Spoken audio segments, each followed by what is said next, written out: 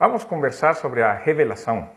Revelação, será que na Bíblia existe a revelação? Será que nós podemos dizer que Deus ainda se revela ao homem fora das Escrituras? Ou quando a pessoa lê a Escritura, será que nós podemos dizer que Deus revelou isso a ele?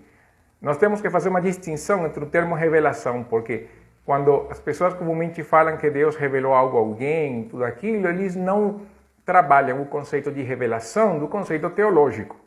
Então vamos fazer essa distinção. Muitas vezes as pessoas usam o termo revelação, não vinculando esse termo na teologia.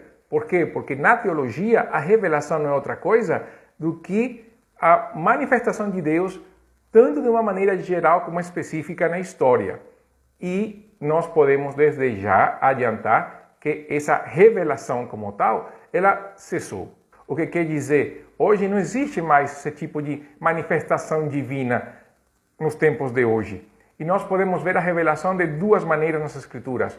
Uma revelação que nós podemos chamar de revelação geral e outra revelação que nós podemos chamar de revelação específica.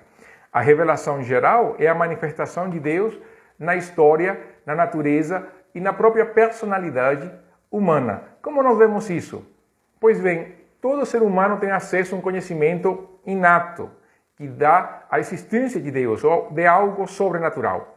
Se bem tem pessoas que não acreditam em Deus hoje, ou que duvidam da existência de Deus, na verdade eles partem de um princípio também da existência de algo além, de um ser ou de algo que seja a causa de todas as coisas. Ela pode ter múltiplos nomes, mas na verdade não acaba sendo outra coisa do que a existência de um Deus, algo na qual o homem precisa adorar.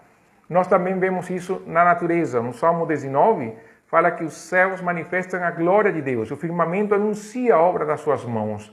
Nós vemos isso na história. Por quê? Porque Deus vai manifestando a história, vai cumprindo na história aquilo que Ele já profetizou. Nós podemos ver isso justamente na pessoa de Jesus.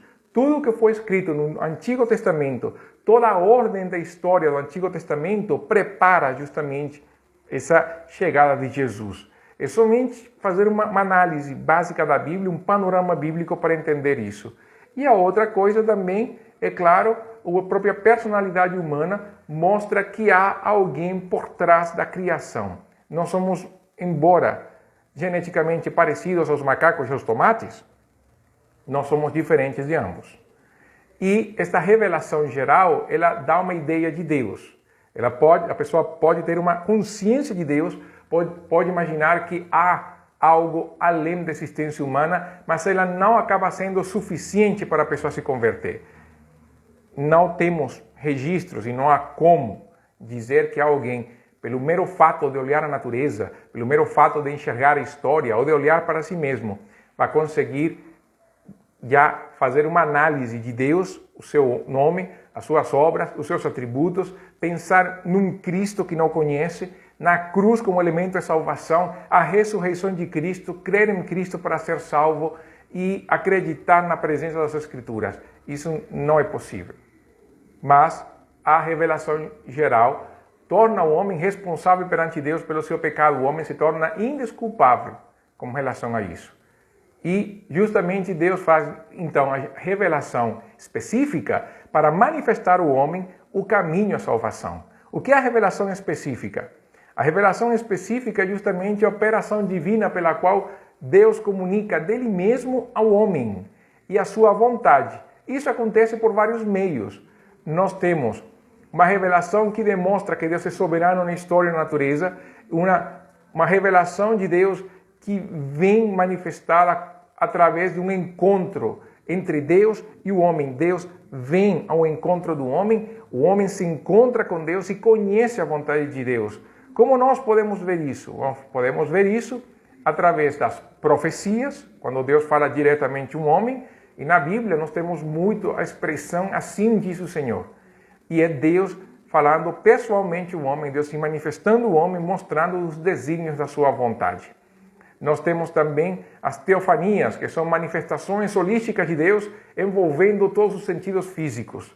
Não é somente uma questão física, como o caso de Abraão, quando em Gênesis capítulo 18, nós vemos Abraão quando enxerga Deus e dois anjos, indo na direção de Sodoma, Abraão enxerga os dois, enxerga Deus, Deus fica com Abraão, e é quando Deus fala para Abraão que daqui a um ano Sara teria um filho. Os outros dois anjos vão em direção a Sodoma, se encontram com Ló e acontece então a destruição de Sodoma e Gomorra. O anjo que briga com Jacó também foi uma teofania. A presença de Deus no templo, essa manifestação que Isaías fala de enxergar a glória de Deus, foi uma teofania. Nós podemos ver isso também na sarça ardente, também uma teofania, uma manifestação física da glória de Deus. A nuvem no tabernáculo também uma manifestação física da glória de Deus. Então, essas manifestações físicas manifestam justamente Deus, se revelando ao seu povo, mostrando que Ele é. Também nós podemos ver isso nos sinais, os milagres, as manifestações de Deus de cura, de milagres, abrir o mar vermelho, dar o maná no deserto, as vitórias do povo de Deus, os milagres de Jesus, os milagres dos apóstolos, fazem parte da revelação específica. Também visões, sonhos. Jacó sonha que há uma escada que comunica esse lugar ao trono de Deus. E ele fala assim, isto aqui é a casa de Deus e eu não sabia. Isso são visões, sonhos também que acontecem. José, quando teve o sonho com um anjo que pede para aceitar Maria como sua mulher, ou que estejam indo para o Egito, nós vemos Deus se manifestando ali. E o ponto-chave da revelação específica é Jesus. Por quê? Porque Deus, vindo homem, é o Verbo encarnado, é a manifestação de Deus, se tornando homem, vindo à Terra para mostrar que Ele está interessado na salvação humana. Essa é a revelação específica. Essa revelação, sim, é suficiente para mostrar ao homem não somente seu pecado, mas aponta para o caminho, aponta para a saída, aponta justamente para, em primeiro lugar, no Antigo Testamento, o oferecimento de sacrifícios expiatórios, mas tudo isso apontando para o sacrifício maior, Cristo Jesus na cruz do Calvário e a sua ressurreição. Por isso que a revelação acaba, porque no registro do Novo Testamento, quando a última revelação, que é o Apocalipse, acontece, não há mais revelação. Tudo que Deus queria se revelar a si mesmo, Ele revelou na sua palavra.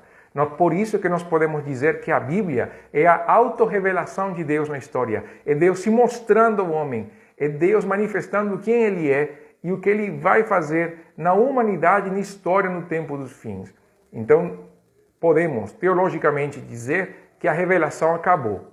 Não há mais revelação. Agora, qual é o termo então que é usado quando as pessoas conhecem a palavra e recebem então do Espírito a interpretação?